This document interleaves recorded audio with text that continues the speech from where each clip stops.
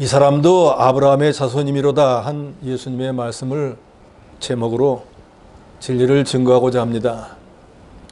우리가 흔히 고정관념이라고 하는 말을 쓰는데 자기의 의도와는 상관없이 고착화된 어떤 의식, 어떤 표상이 자꾸 떠올라서 그 사람의 정신생활 또 행동을 지배하는 그 심리학적인 용어를 고정관념이라고 합니다. 그래서 흔한 예로 사람들은 마른 모래보다 물에 젖은 모래가 더 무겁다고 생각을 합니다. 그런데 실제로는 같은 부피에서는 무게를 달아보면 마른 모래가 젖은 모래보다 무겁습니다. 왜 그런가 하면은 같은 부피 안에 물에 젖은 모래와 마른 모래를 넣어 놓으면은 물에 젖은 모래는 모래, 물, 모래 이렇게 되어 있지만 마른 모래는 모래, 모래로 되어 있습니다. 근데 여기서 중요한 건 물은 모래보다 가볍습니다.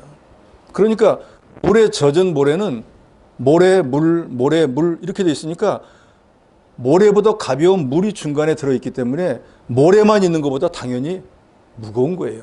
그런데 우리는 왜 물에 젖은 모래가 마른 모래보다 더 무거울 거라고 생각을 하는가? 그것은 물에 젖은 솜 같은 것이 젖지 않은 솜보다 무거운 거 알고 있거든요. 이런 것이 바로 고정관념이에요.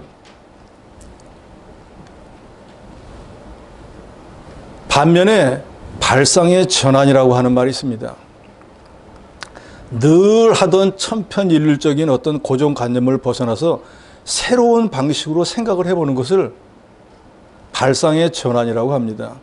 그래서 이 발상의 전환이라고 하는 말을 영어로는 이렇게 표현을 합니다. Think outside the box. 상자 바깥에서 생각해 본다. 즉 상자 안에서는 아무리 생각해 봐야 상자 바깥에서 생각할 수 있는 걸 생각 못 한다는 거예요. 그래서 상자 바깥에서 생각한다라는 표현은 독창적이고 창의적으로 생각하다. 새로운 사고를 하다. 기존의 틀에서 벗어난 사고를 하다라는 뜻입니다. 선사시대 이후로 인간이 살면서 집을 지은 제일 중요한 목적은 추위를 피하는 겁니다. 그래서 집이라고 하는 것은 사람의 몸을 따뜻하게 하는데 그 목적이 달려있는데 미국의 공학자였던 윌리스 하빌랜드 캐리어라고 하는 사람은 오히려 그 반대로 집을 차갑게 하는 걸 생각했습니다. 그래서 1904년에 세계 최초로 에어컨을 만들었습니다. 사람들이 다 따뜻한 것만 원할 때 찬 것도 있어야 되지 않을까 해서 에어컨이 오늘날 만들어졌다는 거예요. 발상의 전환을 했다는 것입니다. 오늘 본문의 삭개오도 발상의 전환을 해서 예수님도 만났고 발상의 전환으로 예수님을 만나고 난 뒤에 자기 생각, 행동을 바꾸어서 구원과 영생을 얻고 주님으로부터 이 사람도 아브라함의 자손이야. 즉 구원받은 하나님의 백성이야 라고 모든 사람들에게 인정을 받게 되었습니다. 그러면 삭개오는 어떤 발상의 전환을 했는가? 본문에 우리에게 두 가지로 교훈을 합니다. 첫째는 자기의 생각을 바꾸었습니다. 삭개오라고 하는 이름은 청결한 사람, 의로운 사람이라고 하는 뜻이 있습니다. 2절에 보면 자가 세리장이요 또한 부자라 그랬습니다. 삭개오는 여리고 지역에 세금을 거두어 들이는 일을 담당하는 세무서의 세무서장, 세리장이었고 그런 지위에 있다 보니까 월급도 많이 탔겠죠. 그래서 부자였습니다. 그러니까 육신의 눈으로 보면 별로 부러울 게 없는 사람이에요. 지위도 높고 돈도 많고 부자고 부유한 삶을 살고 있으니까 전혀 걱정되는 게 없는 그런 사람이 바로 삭개오였습니다. 그런데 8절에 보면 만일 누구의 것을 속여 빼앗은 일이 있으면 네 갑절이나 갚겠나이다 라고 삭개오가 말하는 걸 보면은 삭개오는 다른 세리들하고 다르게 로마 법에 정한 세금 위에는 받지 않고 공명정대에게 자기 직무를 수행한 것으로 보입니다. 사실 정직한 사람이었던 것 같아요. 그런데 당시에 유대 동요에는 이런 가사가 있었다 그래요. 산중에는 사자가 있고 성 안에는 세리가 있다. 그러니까 세리가 같은 민족, 같은 유대인인데 로마 사람들의 앞잡이가 돼가지고 자기 백성들의 고육을 빠는 그런 아주 가치 없는 사람들이었어요. 같은 동족으로부터도 배척을 받았습니다. 저거 로마 사람들의 앞잡이야. 그런데 이 여리고라고 하는 지역은 향신료가 많이 나는 지역인데 그래서 무역, 상업 이런 것들이 아주 활발했습니다. 그래서 로마 정부가 그 지역에 세금을 걷어들이기 위해서 세무서를 두고 세리를 두고 그걸 관리하는 세리장을 두고 로마 정부가 정해놓은 세금을 거두어서 정부에 바치도록 했습니다. 그런데 이 세리들이 로마의 법을 적용해가지고 예를 들어서 로마 정부에서는 세금을 10% 거두라 하면은 로마 정부에서 15% 거두라고 해가지고 15% 걷어가지고 국가에는 10% 주고 나머지는 자기가 괜히 착복을 해버렸습니다. 그런다고 뭐 어디 가서 하소연할 데가 없는 거예요, 일반 백성들은. 그래서 세리가 되면은 일단 돈은 원하는 대로 벌 수가 있었습니다. 그래서 유대인들은 같은 민족이었지만 세리를 죄인이라고 취급해요. 그래서 오늘 본문에도 보면은 예수님께서 삭개오의 집에 들어가는 걸 보고 사람들이 뒤에서 수근수근 합니다. 저 이스라엘의 선생이라는 사람이 죄인의 집에 들어간다. 세리의 집에 들어간다. 유대인들은 세리장, 세리에 대해서 같은 민족의 혈세를 거두어서 로마 제국에 바치는 매국노고 가난한 사람들의 세금을 착취하는 그래서 자기의 부를 쌓는 악랄한 죄인으로 여겼습니다. 그래서 당시 유대 나라가 이미 주전 586년에 멸망을 당해서 나라가 존재하지 않고 있어요. 그리고 로마의 식민지가 되어 있었습니다. 그래서 삭개오 입장에서도 그날에서 뭘 가지고 출세했겠어요? 자기 나라도 없고 식민 지배를 받고 있는데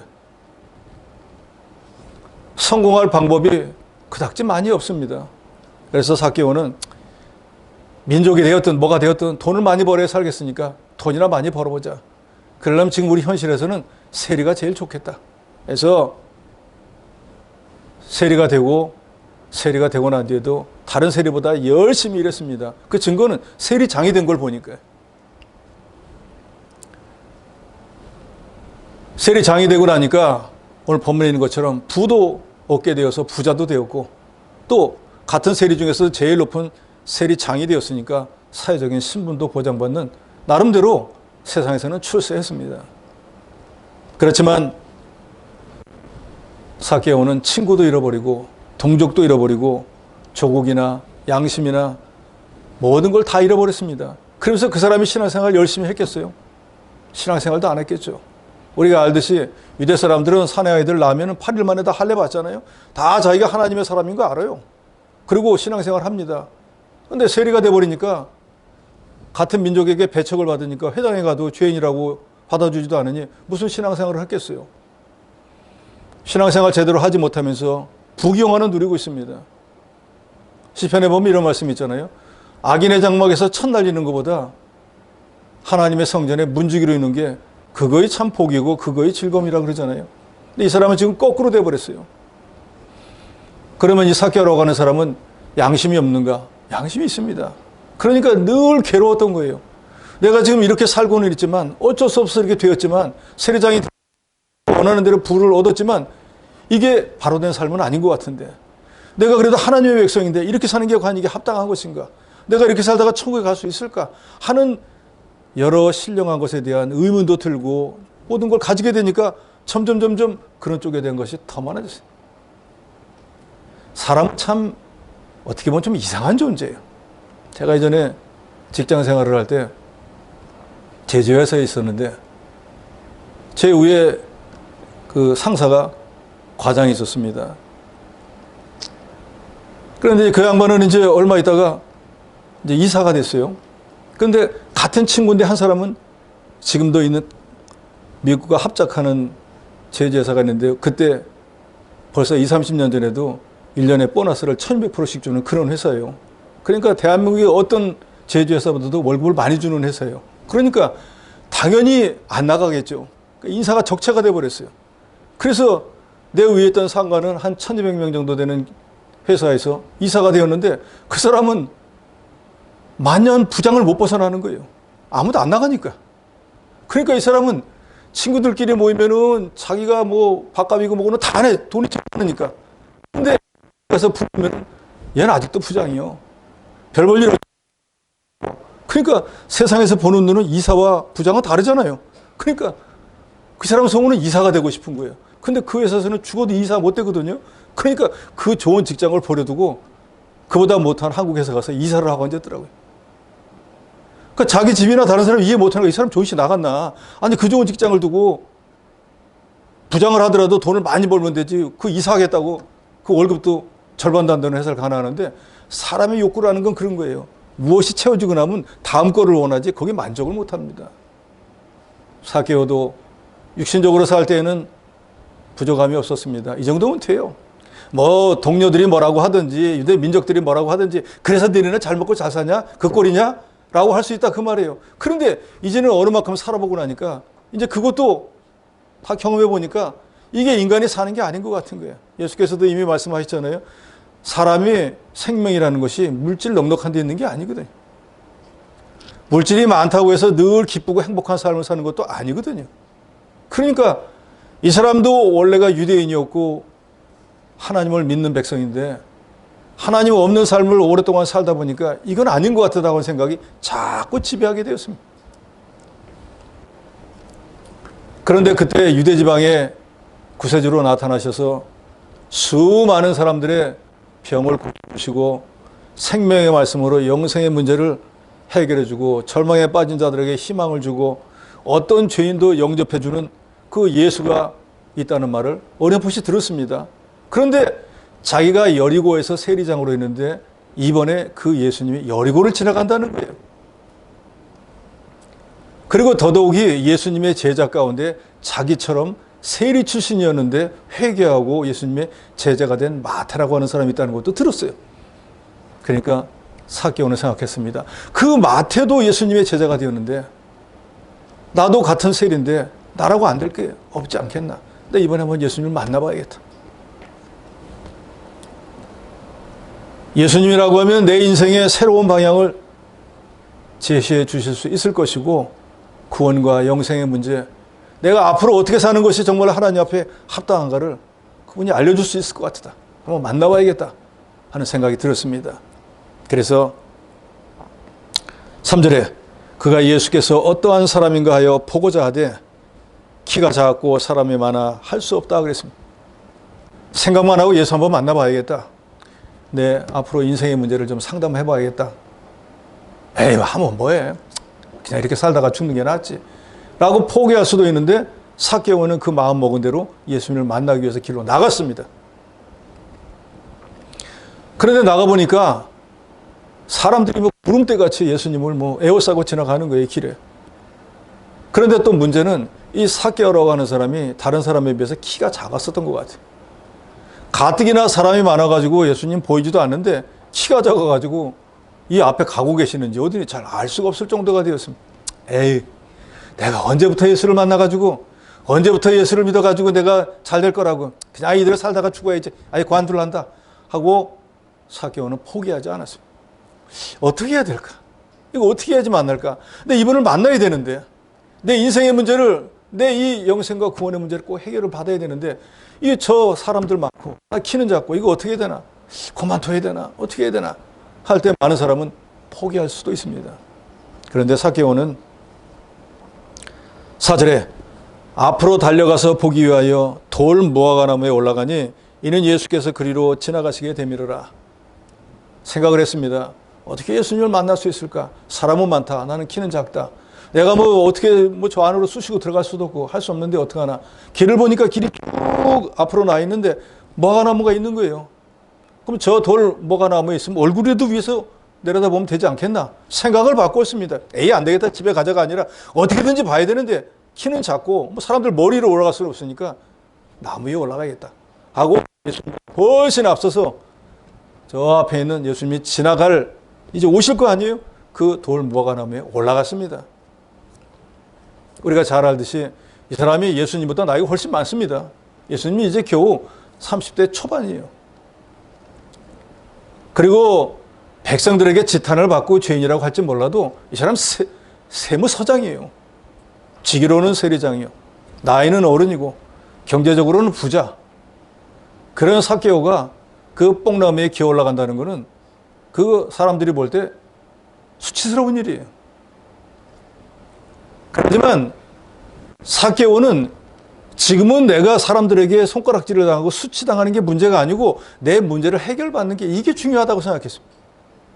우리 가운데 어떤 분들도 체면 때문에 믿는 일을 양보하는 사람 많습니다. 그 자존심 때문에 예수 제대로 못 믿는 사람 너무나 많습니다. 예수 앞에 자존심이나 체면은 아무것도 아니에요. 삭개오는 예수님을 만나겠다고는 갈급한 심정, 눈앞에 내가 해결해야 될 이 문제, 그것이 제일 중요했지 남에 올라가느냐 안 올라가느냐, 사람들이 뭐 어떻게 생각하느냐, 수치냐, 그런 건 뭐가 중요한 걸 해야죠. 그래서 이 목적을 위해서 체면이나 사람들의 시선은 개의치도 않고 뽕나무에 기어 올라갔습니다. 주님의 옷자락만 붙잡으면 자기 병이 나을 줄 알았던 어떤 여인처럼, 다윗의 자손이여 나를 불쌍히 여겨달라고 하는데도 주님이 대답도 안 하고 가도 그까지 따라가요. 개라고 모욕을 주어도 개도 주인의 상에서 떨어진 거 먹습니다 하고 끝까지 따라가서 그 여인 자기 딸의 병을 고쳤던 여인들도 있잖아요. 예수님을 만나야겠다 하는 이 열망이 개인적인 수치심이나 자존심을 이길 수 있었습니다. 그래서 돌무화과나무에 올라가 있는 삭개오를 보시고 예수님, 야 삭개오야, 이 속이 내려와, 빨리 내려와. 내가 오늘 내 집에 가서 하니까 삭개오 피나무에서 내려와 즐거운 마음으로 예수님을 영접했다고 5절 6절에 기록하고 있습니다. 시편 107편 9절에 보면 그가 사모하는 영혼에게 만족을 주시며 줄인 영혼에게 좋은 것으로 채워주심이로다 그랬습니다. 하나님의 영혼이 되면은 하나님께서 분명히 신령한 은혜를 여러분 심령에 가득히 채워주실 거예요. 그러나 뭐 늘 듣던 얘기인데 뭐 그 얘기가 그 얘기인데 잘하는구만, 오늘 아껴나 쓰네 하고 들으면 아무런 은혜가 없는 거예요. 우리 다른 박질하다가 어려운 일 만났다고 해도 낙심하거나 포기하지 말고 삭개오처럼 발상에 전환을 해야 됩니다. 빌립보서 4장 13절에 보면 우리가 잘 아는 말씀이 있죠. 내게 능력 주시는 자 안에서 내가 모든 것을 할 수 있느니라. 내 힘으로는 못해요. 내게 능력 주시는 자 우리 주 예수 그리스도 안에서는 불가능한 일이 없습니다. 여러분 믿으시기 바랍니다. 우리 아버지가 바로 그런 분인 거예요. 우리 아버지가 어떤 사람인지를 모르니까, 어떤 분인지를 모르니까 조금만 어떠한 일이, 급한 일이, 좀 위험한 일이 생기면은 죽겠다고 벌벌 떠는 거예요. 떨 일 하나도 없습니다. 할 수 없다고 하는 사람은 아무것도 할 수 없지만 할 수 있다고 믿는 사람은 주 안에서 능치 못할 일이 없다는 거 믿으시기 바랍니다. 그래서 우리 예수 믿는 사람들이 믿음으로 살 때 세상에서 제일 강한 자가 되는 것입니다. 나는 미약하죠. 나는 무능하죠. 무력하죠. 무식하죠. 그러나 나를 구원하시고 뒤에서 나를 도와주시는 우리 주님은 전지전능하신 분이잖아요. 세리 때문에 안 된다, 부자기 때문에 안 된다, 키가 작아서 안 된다, 체면과 위신 때문에 안 된다라고 했으면은 삭개오는 예수님을 만나지 못했을 것입니다.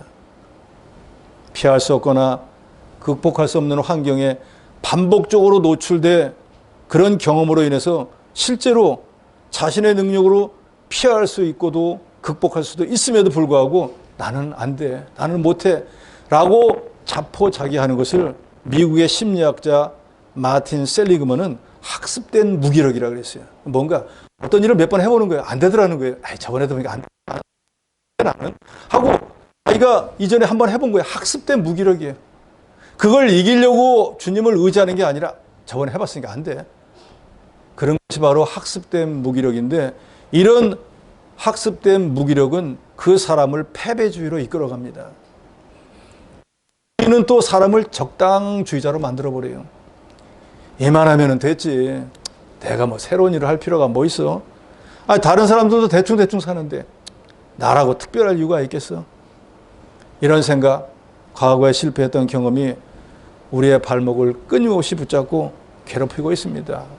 뭐 예수 믿는다고 꼭 그렇게 말씀대로 믿을 필요가 뭐가 있어? 괜히 친구들, 친척들하고 이갈리고 싸우고 다투는데 아예 두리뭉실 그저 술에 술 탄 듯 물에 물 탄 듯 하는 그게 좋지. 뭘 자로나 우라 치우치지 말고 말씀대로 살아라 그래. 지금이 무슨 율법 시대야? 라고 하는 사람들 얼마나 많습니까? 그러니까 신앙의 진보를 이루지 못하는 거예요. 이미 수없이 해봤는데 안 되더라 하고 되뇌이면서 도전해보지도 않은 그런 패배주의자가 돼버리고 맙니다. 팔과 다리가 없는 채로 태어나서 수많은 사람들에게 감명을 주는 연설가가 된 호주 출신의 목사 브이지치라고 하는 사람은 이런 말을 했습니다. 최고의 장애는 당신 안에 있는 두려움이다.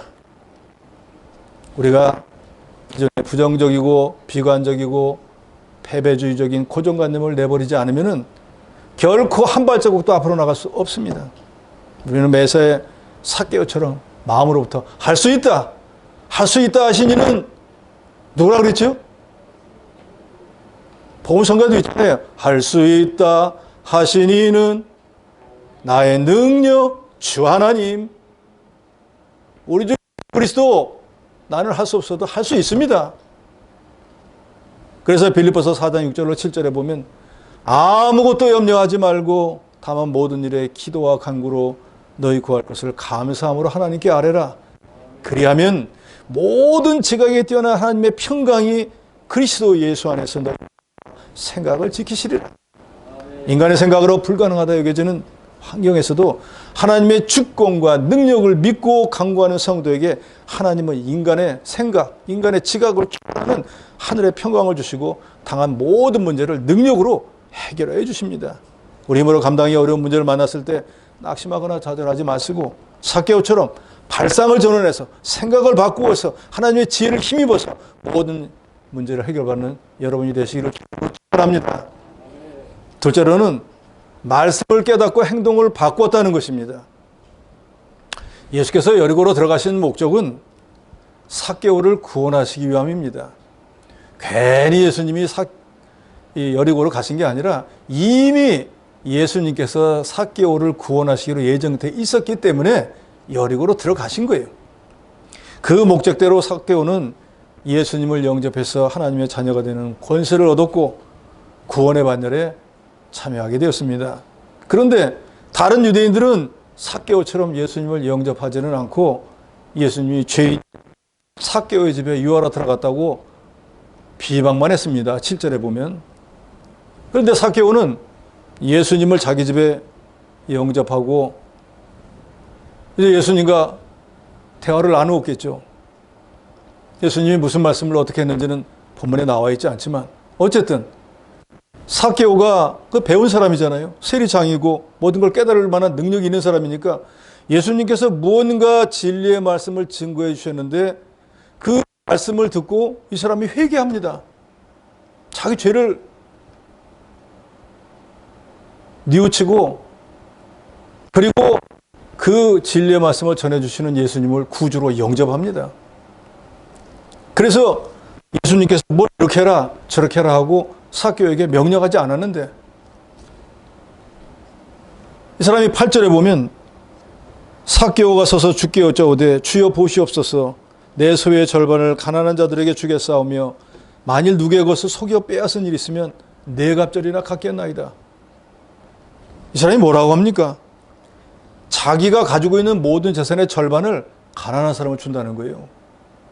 그리고 나서도 혹시 그동안에 내 세무장이 될 때까지 또 세무장이 되어가지고 세금을 걷는 일을 여러 사람들에게 했는데 그 사람들 중에 나 이거 법에 정한 것보다 더 많이 내가 강제로 빼앗아 갔잖아. 더 냈잖아. 한 사람이 혹시 있으면 율법에 정해져 있는 것처럼 4배 갚겠다는 거예요. 그런데 예수님이 그렇게 하라고 시키지 않았습니다. 오히려 우리가 잘 아는 부자 청년의 얘기 있지 않습니까? 어떤 부자 청년이고 관원이고 젊은 사람이 집안도 좋아해요. 어려서부터도 율법도 지킨 사람이 세상의 눈으로 볼 때는 아주 대단한 사람이에요. 그런데 이 사람은 해결 못한 문제가 하나 있었습니다. 영생의 문제를 해결을 못했어요. 이걸 어떻게 해결할까 하다가 예수님께 가면은 예수님이 길을 가르쳐 주시겠구나 해서 예수님에게 잘 찾아왔습니다. 그러니까 예수님께서 그 청년에게는 말씀합니다. 자, 너는 그동안 좋은 가정에서 태어나서 사회적으로 누릴 만한 것도 다 누려보고 모든 것이 풍족한 삶을 살았으니까 이제 너 돌아가서 내 가진 재산은 가난한 사람을 주고 너는 나를 따라라.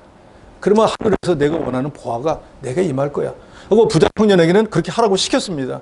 그러는데 성경은 기록하고 있죠. 이 부자 청년이 돌아가면서 자기가 재산이 많은 거로 고민하면서 갔다가 돌아오지 않았다 그랬어요. 그래서 그 사람 지금 어디 있는가? 영원한 지옥의 불못에 가서 고통하고 고민하고 있습니다. 예수님이 영생을 얻는 법을 가르쳐 주었어요. 너 가진 거 가난한 사람들 주고 넌 나만 따라와. 그러면 지금까지 넉넉하게 살았잖아. 이제는 신령한 삶을 살아야지. 라고 영생을 얻는 법을 가르쳐 주었음에도 불구하고 그 청년은 오지 않았습니다. 그리고 지옥으로 가버렸어요. 그런데 오늘 본문의 삭개오에게는 예수님께서 그 부자 청년에게 했던 것처럼 뭘 어떻게 하라고 시키지 않았습니다. 다만 하나님께서 물질이 어떤 것이고 또 선을 행하는 게 어떤 것이고 뭔가 믿음의 선한 말씀을 주셨겠죠. 그런데 그걸 듣고 난 뒤에 삭개오는 삶이라는 것이 이런 것이구나. 그저 내가 손에다 쥐고 나만 잘 살면 된다는 그것이 그릇된 삶이었구나. 이분의 하나님의 말씀을 들어보니까 이거 내가 구원을 얻기 위해서라도 내가 손에 붙잡고 있는 걸 좀 내놔야겠구나. 가난한 자들의 걸 좀 가난한 사람을 돌봐야겠구나 하는 마음에서 주님, 제가 재산의 절반을 가난한 사람 주겠습니다. 또 제가 혹시 법을 곡해해가지고 잘못 거둔 거 있으면 갚겠습니다. 하고 예수님에게 자기가 스스로 말합니다. 즉 먼저 깨달았고 깨달아진 걸 자기 입으로 실제로 시인을 하고 행동으로 옮겼다는 거예요. 이게 바로 믿음인 거예요. 아무리 지식적으로 많이 알고 있다고 할지라도 그걸 행동으로 옮기지 못하면 그건 믿음의 절반밖에 안 돼요. 야고보서는 그걸 보고 죽은 믿음이라고 해요. 산 믿음은 분명히 살아있기 때문에 행동으로 옮기는 것이 수반되어지는 거예요. 과거의 삭개오는 돈만 많으면은 돈만 풍족하면 그게 인생의 성공이고 그게 자기를 지켜줄 줄 알았습니다. 그런데 무언가 예수님의 말씀을 듣고 난 뒤에는 재물이라는 것은 아무것도 아닌 것을 깨달았어요. 제가 우스갯소리로 이전에 한번 말씀드렸죠. 저희 장모님이 세상을 떠나서 화장하러 갔는데 큰아들이 얼마나 마음이 안타깝겠어요. 어머니가 화구에 들어가면 이제 다 타버릴 텐데 너무 안타까우니까 갈 때 차비라도 좀 쓰라고 거기다가 새파란 돈을 몇 장을 갖다가 탁 끼워주니까 그 화구에 밀어넣는 쭉 밀면서 돈은 자기 숨에 딱 넣고 화구를 가버려요. 아무리 끼워줘도 못 가지고 간다니까요. 이 세상에서 저 여러분이 이루어놓은 거 뭐가 있다고 칩시다. 그거 우리가 이 세상 떠날 때 동전 한 입도 절대로 못 가져가요. 아무리 넣어줘도 못 가져가요. 그걸 위해서 싸우고 다투고 그게 자기를 지켜주고 자기 생명을 연장시켜주는 줄 아는 어리석은 사람들이 얼마나 많습니까? 사람의 생명이 재물에 넉넉한데 절대로 있지 않습니다. 광야 40년 동안에 이스라엘 백성들이 일도 안 하고 애굽 때처럼 고난 당하지도 않으면서도 왜 하나님이 매일같이 만나를 주시고 반석에서 물을 주시며 의복이 헤어지고 신발이 떨어질 때마다 새 것을 주었습니까? 사람은 떡으로만 사는 것이 아니요 하나님의 위해서는 모든 말씀으로 사는 걸 알게 하기 위한 거예요. 즉 우리 믿는 사람들이 하나님의 말씀대로 먼저 그의 나라와 그의 의를 구하는 신령한 일을 먼저 하면은 육신의 모든 필요한 것도 하나님이 채워준다는 것을 깨달아 알게 하기 위한 거예요. 이 시대를 살아가는 저 여러분도 이걸 믿으셔야 됩니다. 예수 믿는다 하면서도 자식들 붙잡고 앉아서 출세해야 된다, 돈 있어야 돼 하고 가르쳐서는 안 됩니다. 예수 잘 믿어야 된다. 여호와를 경외하면은 지식도 지혜도 명철도 주실 뿐더러 해와 방패가 돼서 너를 지켜주시고 여호와를 경외하는 자에게는 모든 좋은 것을 아끼지 않고 주신다. 하나님 잘 믿는 게 너 성공이야. 나는 내가 하나님의 교회에서 높은 지위에 올라가는 게 내 소원이야. 내가 장로 되는 게 내 소원이야. 하나님의 교회에서 내가 연보 1등 하는 게 소원이야. 이런 걸 가르쳐야 된다 그 말이에요.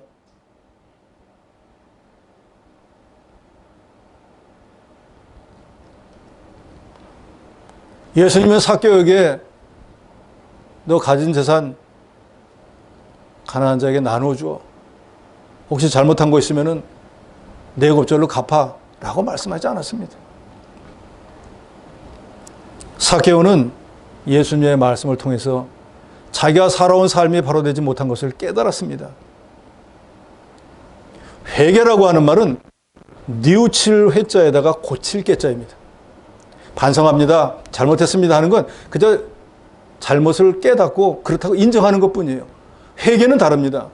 회개는 잘못한 것을 뉘우치고 더 중요한 그 다음에 고치는 거예요.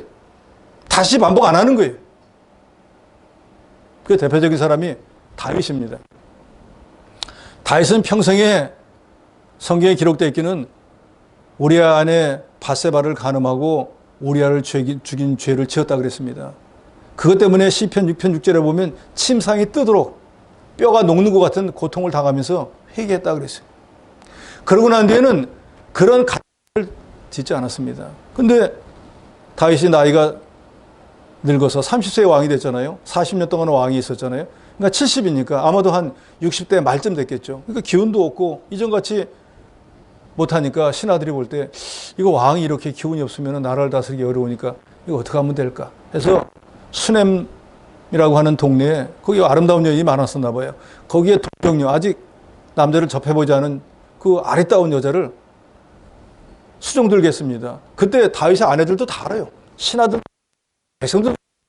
이 동정녀 수넴 여인을 왕에게 수종 들라고 한 건 왕이 그 수넴 여인을 보고 마음을 기뻐해가지고 정신을 차려서 나라 일을 잘하게 하기 위해서. 그러니까 모든 사람들이 그 수넴 여인과 다윗이 예를 들어서 뭐 육체적인 관계를 가져도 죄가 안 돼요.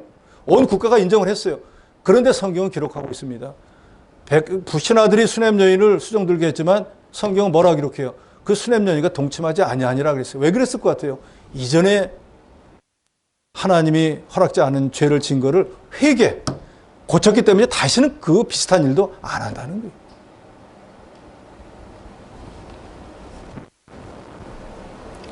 악착같이 지금같이 돈을 벌려고 애를 썼습니다. 서두에 제가 말씀드렸지만 다른 세리들은 법도 없이 무법으로 남의 걸 빼앗았지만 이 삭개오는 법대로 한 사람이에요. 그래가지고 지금까지 부자가 되려고 했으면 얼마나 안 쓰고 모았겠어요. 그런데도 부자가 되었어요. 그러니까 이거 남한테 절대로 못 내놓습니다. 그러잖아요? 남의 거 뇌물 받고 강제로 빼앗은 것 같으면 내 거 아니니까 에이 뭐 그럴 수도 있지 하고 주겠지만 자기가 열심히 일해가지고 버는 거예요. 그런데 그걸 절반을 남에게 준다? 쉽지 않죠. 예수님이 예를 들었고 삭개오야 너 그동안 모은 게 많잖냐. 그러니까 그 절반은 가난한 사람 주어라 라고 해도 줄까 말까예요. 그런데 주라 얘기하지도 않았습니다. 다만 하나님의 말씀을 듣고 물질은 이렇게 쓰는 거구나. 이런 것이구나. 깨닫고 나니까 자기가 스스로 주님 제가 가진 재산의 절반을 가난한 자를 주겠습니다. 제가 폭리를 취한 게 있으면 4배 갚겠습니다. 하고 스스로 예수님에게 말씀합니다.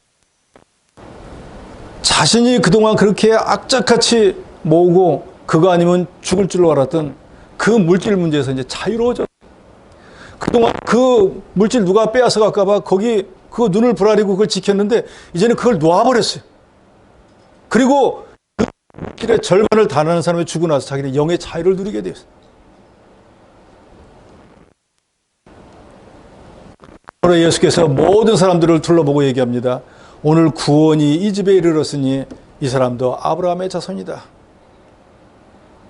예수께서 택한 자들을 구원하실 때 제일 먼저 이렇게 말씀하시죠. 귀 있는 자는 들을지어다.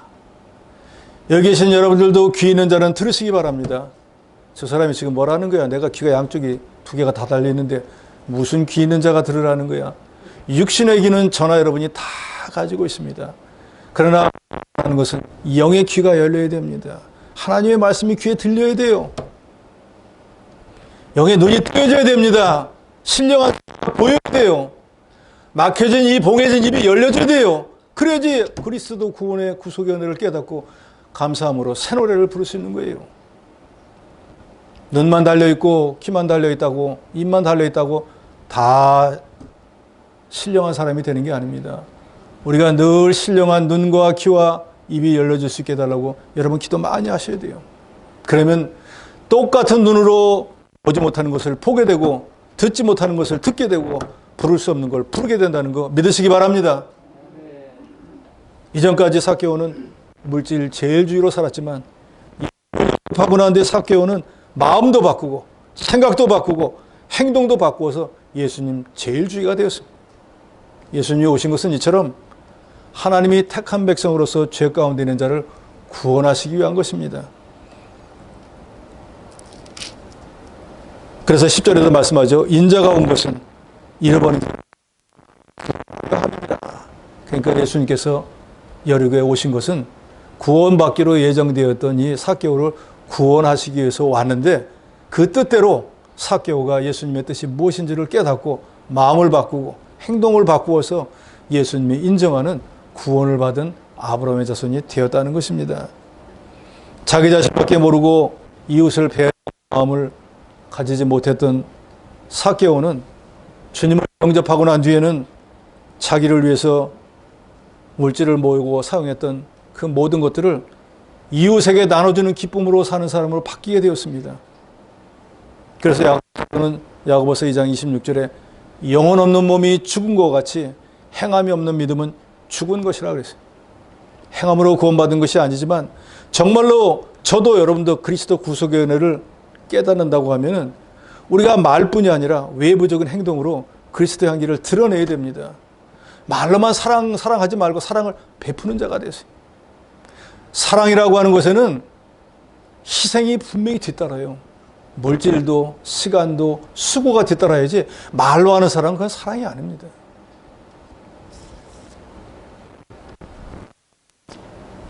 요한 웨슬레는 당신의 지갑이 회개하기까지는 진정한 회개가 아니다 그런 말을 했어요. 예수님을 영접하면 너무너무 행복하다고 하지만 여전히 물질에 매여서 정작 주님께 드리는 것도 마지못해 억지로 하는 사람도 없지 않아 있습니다. 한번 이렇게 생각해 보세요.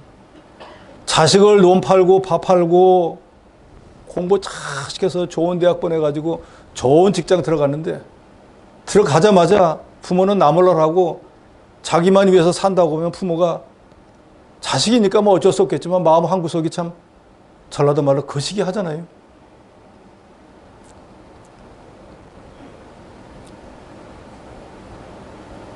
은혜를 깨닫는다는 거 감사하는 마음이 있어야 됩니다.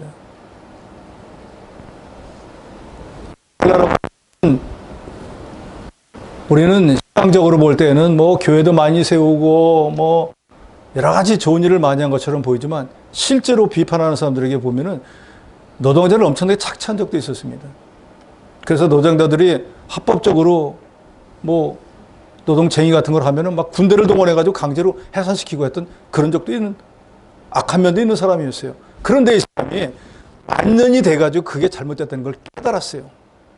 깨닫고 이제는 진정으로 회개하고 하늘에 심으면 땅에서 얻는다는 11조의 비결을 깨달았습니다. 우리가 땅에다 뭘 심으면은 벌레가 먹어서 없어지잖아요. 하늘에다 심은 건요, 땅으로 서로 내려와요. 이게 하늘에 심는 비결이에요. 그래서 록펠러는 만년에 이걸 깨달았어요. 그래서 하나님 앞에 10의 1조는 말할 것도 없고 세월이 지나가면서 점점 늘려나갔습니다. 저도 미국은 여러 번 갔지만 뉴욕은 안 갔는데 뉴욕에 사는 사람들은 수도 값을 안 낸대요. 그걸 누가 내는가? 록펠러 가문에서 지금까지도 낸대요.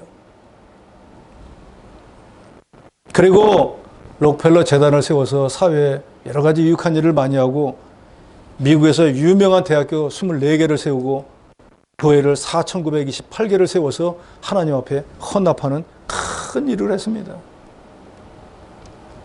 삭개오는 자기가 지탄받는 세리라는 거, 천국에 들어가기 어려운 부자라는 거, 남들보다 키가 작다는 거 등등 여러 가지 부정적인 조건들이 많이 있었지만 생각을 바꾸어서 만나겠다는 사모하는 마음으로 돌 감람나무에 올라가서 예수님을 만났고, 예수님을 만나지 않고 주의 말씀을 크하다 생각하고 이미 인정하시는 선한 일을 하게 되므로 구원을 얻고 영생을 얻고, 모든 사람들에게 이 사람 정말로 구원 얻은 아브라함의 자손이야 라고 인정함을 받았다 그랬습니다. 이스라엘 백성들이 하나님을 떠나서 우상을 섬기고 인본주의적인 삶을 살 때 가진 거 다 뺏기고 남의 지배를 받아 고통 가운데 있었지만, 사무엘 선지자가 이제 너희가 그동안 그렇게 해봐서도 아무것도 안 됐잖아. 이제는 그런 거 다 버리고 전심으로 하나님께 돌아와. 그러면 하나님이 너희를 블레셋 손에서 건져주실 거야 라고 하니까 알겠습니다. 그렇게 하겠습니다. 마음을 바꾸었어요. 우상을 내버렸습니다. 그리고 전적으로 하나님만 섬겼어요. 그랬더니 블레셋의 모든 군대가 다 동원해가지고 쳐들어 다 죽게 되었어요. 그런데 그때 하나님께서 에벤에셀이 되어서 블레셋 군대를 물리치고 이스라엘 백성들을 구원해 주셨습니다. 우리도 삭개오처럼 발상의 전환을 이루어서 생각을 바꾸고 행동을 변화시켜야 됩니다. 이전에 좋은 거는 지금도 해야죠. 그러나 좋지 않은 거 끝까지 붙잡고 자기 발목을 잡고 나가지 못하면 그건 신앙의 실패가 됩니다. 모든 일에 자기중심적인 사고, 행동에서 하나님 중심으로 생각을 바꾸고 부정적이고 수동적이고 통일적이고 자기만 생각하던 삶에서 이제는 매사에 긍정적이고 능동적이고 자율적으로 하나님과 교회 그리고 다른 일을 먼저 배려하고 행동하는 삶의 대전환을 이루어서 하나님으로부터 너는 정말로 내 친백성이야 라고 인정하는 여러분이 되시기를 주의 이름으로 축원합니다.